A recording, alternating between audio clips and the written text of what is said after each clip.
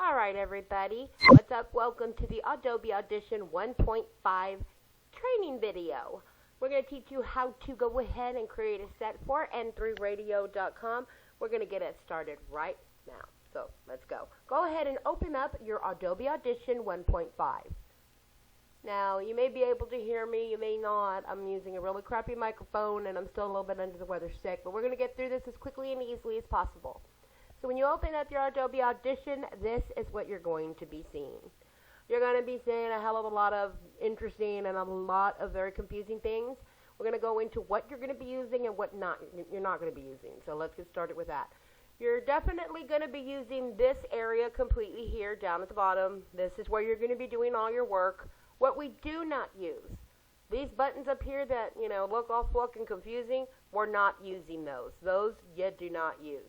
You also do not use this little area in between the tracks as well. These little blue buttons we do not use. Those are for different, more advanced things that we'll be getting into in later videos. Right now what I want to do is I want to teach you to insert your first audio into your track.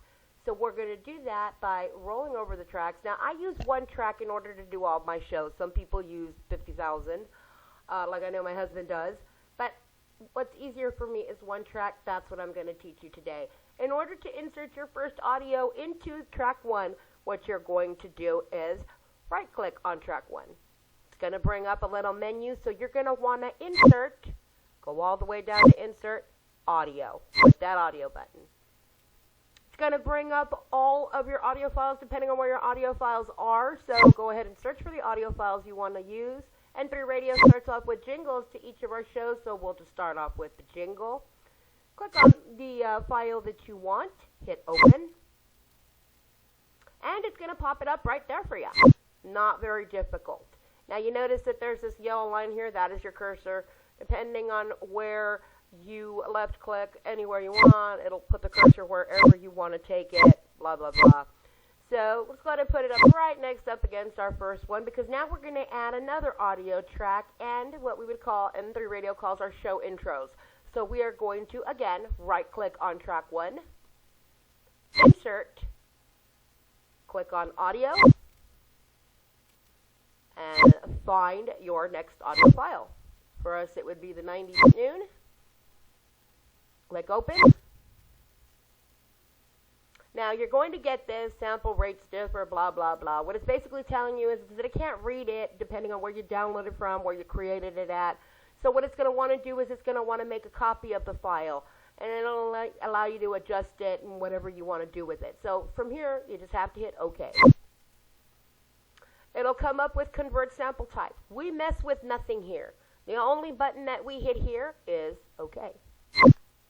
It'll say that it's upsampling, and then it's going to pop up with your recording. There is your intro, or the 90s at noon.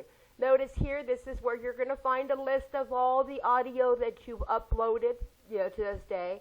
You can right-click on them, you can close them, you can edit, you can insert them into this. This is what we call multi-track, and we'll set it in there, but we'll get into that more later. Now, up here, this little green bar is obviously your scroll, so you can long press your left mouse button and scroll all the way to the end of this intro. Notice that this audio file has a bit of free space on it. The way we can tell that it has a free space on it is that there is a complete just line. You notice this is where the audio is. You've got your little bumps and your little, light green things, and here is just a straight line. That's what we would call silence. There's nothing there. You want to get rid of that. So, you want to double click with your left mouse button onto the file. It'll bring up the file. Here is where your silence is. On the tab up here it says edit view. That edit view basically tells you that you're just looking into the file that you've clicked on. In order to get rid of this silence that we do not need here, what you would have to do is basically highlight it. Click on it, drag it with your mouse. It will be highlighted, and then simply hit the delete button. That'll get rid of it for you. In order to get back to the multi-track area where you see all your work and where you do all your work, simply go from edit view to multi-track view. And there it is.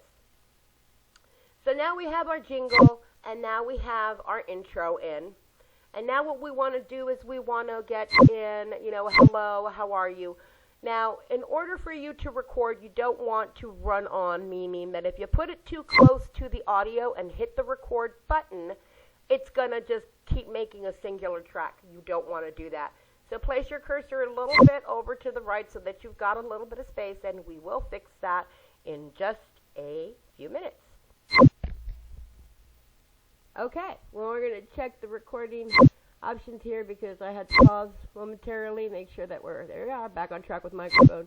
Okay, so from here next, what I'm going to do is I'm going to show you how to record your first track if you're using a microphone. If not, simply how I record tracks, because I really don't use a microphone, is what I would do is I would send the voice text through Messenger and then record it straight offline, which we'll be doing in another segment. From here, though, what I'm going to teach you is how to arm your tracks in order for you to record. So what you saw me do a little while ago is I went into Options and I went down to the Windows Recording Mixer just to make sure that everything is still set on microphone. Then you want to exit out of that so that you know that it's going to record from your microphone. Make sure you have a little space. So you want to move your cursor over. You don't want it to run on and create one big audio file simply because it's harder to edit that way. So you want to make sure you've just got a little bit of space there. Next, you want to arm your track. These are where these buttons come in. We do not use the solo button. That's for something way beyond my expertise with Adobe, so I usually omit that. In order to arm your track to record, you see the little red button with the R. Obviously, it says Arm Track for Recording. If you do not arm that track and you go ahead and hit record, it's going to come up with a message saying at least one track must be armed for recording. You hit OK. And you notice that your player's going, so you want to stop that. Now you want to arm the track for recording by clicking on that red square.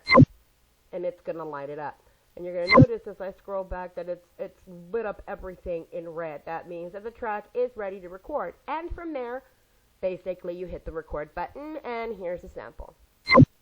What's up, everybody? Welcome to the 90s at noon here only at n3radio.com. I got a great mix-up for you today, so why don't we get it started with 112 and Cupid.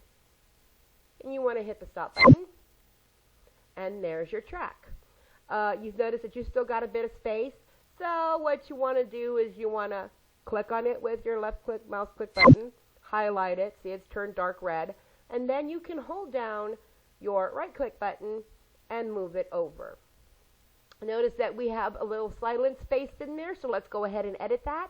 We'll go ahead and edit that by left-clicking your mouse twice, opening up the file, finding your silence, which will come in, no audio with a straight line, highlighting that silence, and hitting delete.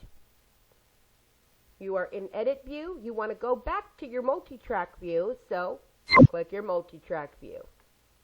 You want to move it a little closer, can't have that space anymore, so highlight the area by clicking on it, hold down your right click, and move it over. Then go ahead and left click anywhere behind that track, and it'll bring it to your cursor there. After that, you can insert more audio. Let's add one more. Right click again, go to insert, down to audio. For me, it'll be the 90s music, so pick one out of the 90s music, hit open, let it read the file, and there's your file. Now let's say you are done with all your little audio things, and that's done and over with, and that's good, and you're basically ready to what we now call mix down. What it does is that it takes all these files and puts them into one large audio file that you can use to upload, to go live, to whatever you want to do. In order to do that, you want to go down to your next available track, which would be track 2. Left click on it once, right click on it once. Will bring down a menu where you would insert your audio, but you're not inserting. What you're going to do now in order to get all these files that are at the top to come down to this track in one large file is you are going to mix down to track or bounce it. You want to bounce it down. You want to bounce down all the audio clips, not just, the little ones that you've got here and there. So click the All Audio Clips. It will create a mixdown for you, meaning it will be one huge audio file. Not too hard to actually do. There is your file in track 2. Notice that it says mixdown. Notice it's in green. And notice that now you don't have these little separators that are right here, track 1, track 2, with songs. It is just one large audio file. Now, there's your mixdown. You've just created your first show, your first mix, or whatever you want to do. In order to save that mix, you are going to double-click on that mixdown using your left mouse button. It will open it up in the edit view. Nothing to do here. From here, as you open it up in the edit view, go to File, go down to Save As. Now I usually put everything on the desktop so that it's easier for me. Put it on the desktop, and we will label it Training Mix. Now, save as type down here. You click on that, you're going to see a whole shitload of options. N3 radio and everything else as an MP3. We want to run it on MP3 Pro. I'll say that again, MP3 Pro. If you do not have it on MP3 Pro, you might not be able to upload it into our database or the Spreaker database or wherever else you're uploading it into. Most of technology today runs on MP3. After that, click your Save button. It will say saving as MP3 data.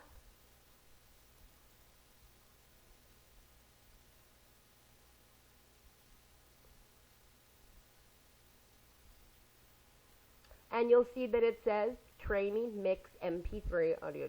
That means that your file has saved. So from here on out, if you want to work on another file, go to File. Since you're done with this, hit Close Off. That's going to come up saying current session is not saved, blah, blah, blah. But we know we've saved it because it's saved right here. And you can even go check to make sure that it's on your desktop. But for now, we're going to hit No, don't save changes to the entitled files.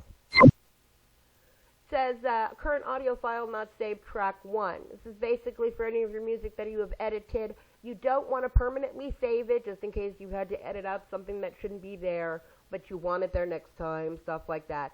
So simply just hit No to All, and it'll clear your list for later use. From here, you can exit out, meaning you would be done. So we will get on to recording and mixing in another video, and I hope you enjoyed the video. If you have any questions, email us at n3radio2017@gmail.com. We'll be back with video 2.